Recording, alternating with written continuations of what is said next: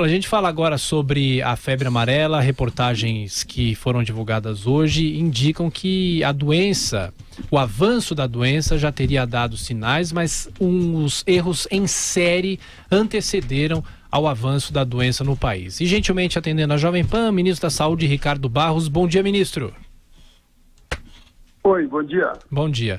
Ministro, como é que o senhor rebate os especialistas que fazem a leitura sobre o avanço da febre amarela, dizendo que houve negligência do poder público, não só do governo federal, mas também dos governos estaduais do centro-sul do país?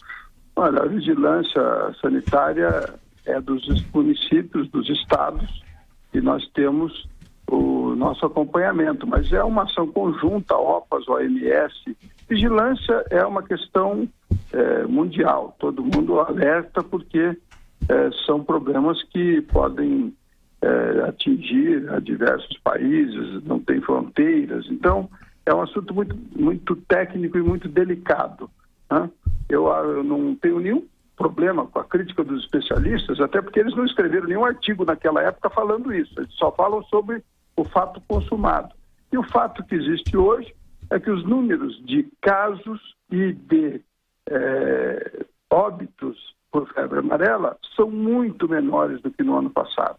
Portanto, as medidas tomadas pelas vigilâncias dos estados envolvidos, né, Rio de Janeiro, Bahia, o Espírito Santo, que você vê que não apontou casos ainda, toda a população foi vacinada ano passado e o serviço foi bem feito, tanto que não temos casos, né? São Paulo, estamos em conjunto, todos, tomando decisões sobre a forma de proteger a população sem colocar a população em risco também, porque já tivemos 3 mortes este ano. Sim. Por efeitos adversos da vacina. As pessoas morreram porque foram vacinadas. Então, por isso é que não se... por que não vacina todo mundo? Porque existe risco de efeito adverso. Só se vacina quando há necessidade. A necessidade é explicitada na circulação de epizotíases, que são os macacos que surgem mortos por febre amarela. Nós ampliamos os laboratórios, atualizamos os laboratórios, estamos respondendo com 9 dias, uma carcaça de macaco tem o seu resultado, se foi febre amarela ou não, em 9 dias. Sim. E imediatamente iniciamos a proteção das pessoas que estão naquele entorno para que não haja a circulação do vírus. Perfeito. E o prejuízo das pessoas. Tecnicamente, nós estamos fazendo tudo absolutamente dentro do protocolo da Organização Mundial de Saúde. Justamente sobre essa questão, ministro Ricardo Barros, bom dia, Marco Antônio Villa. De acordo com o jornal Folha de São Paulo de hoje, inclusive, há uma longa matéria e depois uma análise. O senhor, em setembro do ano passado, anunciou o fim do surto da febre amarela. Como é possível anunciar o fim do surto se nós passamos uma situação caótica como agora? Porque nós temos sazonalidade. Todos os anos morrem brasileiros por febre amarela desde sempre. Desde 1940, todos os anos nós temos 50, 60, 80 mortes por febre amarela, porque a febre amarela é endêmica no Brasil. 70% da população é vacinada permanentemente, são estados de vacinação permanente, parte do estado de São Paulo, parte do Paraná. Apenas o litoral do Brasil não tinha a circulação do vírus, o Nordeste não tem ainda, e várias áreas ainda não são áreas de recomendação, porque o vírus nunca circulou lá, então não há a necessidade da imunização da população, porque não há risco para a população.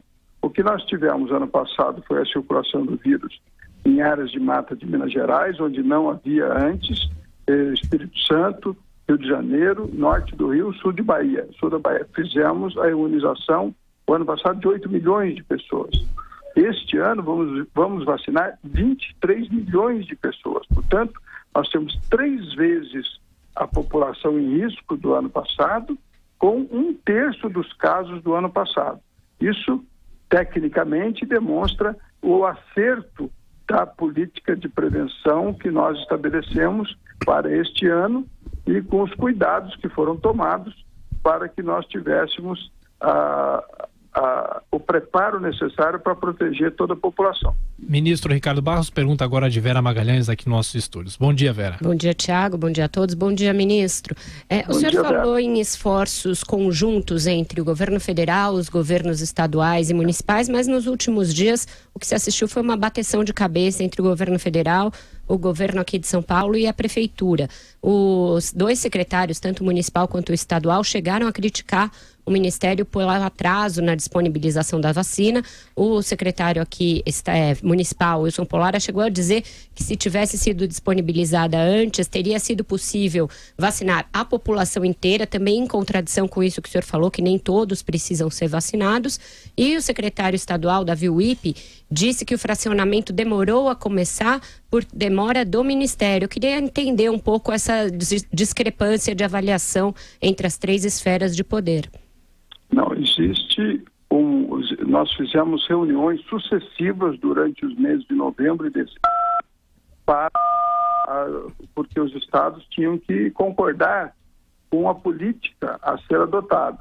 Então, Bahia, São Paulo e Rio de Janeiro participaram de cidade capital, né, no caso São Paulo, Rio e Bahia, sul da Bahia, participaram de várias reuniões do Ministério durante novembro, dezembro, até chegarem ao entendimento o fracionamento deveria ser feito e programaram este fracionamento para o começo de fevereiro e lá na Bahia a programação é março.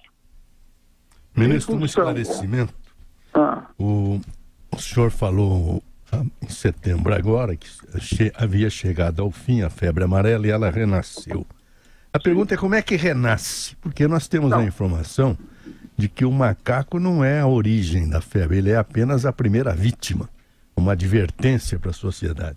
Como é que renasce uma doença como essa? Qual é a gênese da febre amarela?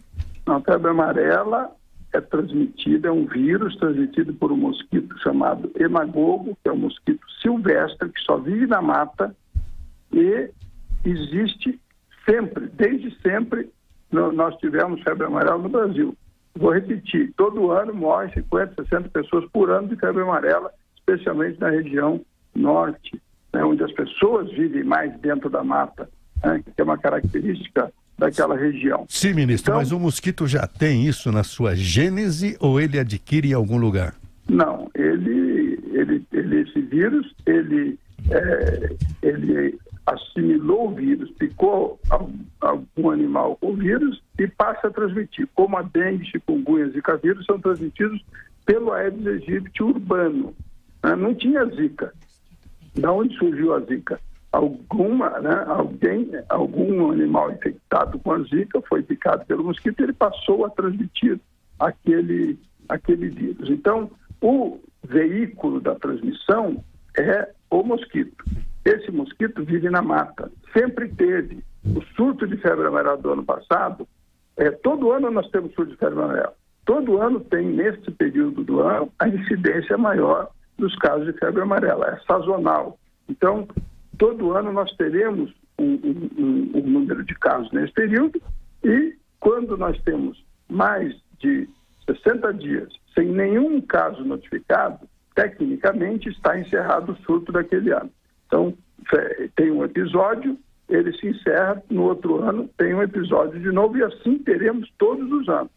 Nós não vamos resolver o problema da febre amarela porque nunca resolvemos e não podemos entrar na mata e matar todos os mosquitos que estão transmitindo o vírus. Então, nós temos que controlar o vírus da febre amarela e imunizar a população que está sujeita à sua transmissão. Ministro, eu só queria insistir. Orientação. Desculpa, eu só queria insistir. O senhor estava dizendo que a Bahia e os outros estados programaram seu fracionamento. O senhor quer dizer então que São Paulo é que se atrasou? É isso? O senhor está rebatendo? Não, São Paulo também programou para 3 de fevereiro. Foi anunciado isso. Eu fiz uma coletiva no início de janeiro anunciando que a decisão foi de fazer o fracionamento. Por quê? Porque este ano as novas áreas de circulação do vírus, as matas que estão agora o vírus circulando, estão próximas a cidades com população muito grande. Então, o fracionamento é necessário porque nós temos que vacinar 23 milhões de pessoas rapidamente, né? Então, este processo está em andamento. Nós terminaremos a vacinação das 23 milhões de pessoas que já estão programadas. Aconteceu, por exemplo, o caso ali do macaco no Simba Safari. Então, o secretário de São Paulo nos avisou, temos um caso novo, numa área nova, mais 4 distritos de São Paulo serão imunizados, 1,5 milhão de doses a mais, nós enviamos. E se surgir um caso novo em outro lugar, nós, da mesma forma, faremos a proteção da população que está no entorno daquela região. Este é o protocolo da Organização Mundial de Saúde, okay. Esta é a boa técnica e nós estamos cumprindo exatamente o que determina a boa técnica. Ministro da Saúde, Ricardo Barros, obrigado pela entrevista ao Jornal da Manhã, bom dia. Bom dia.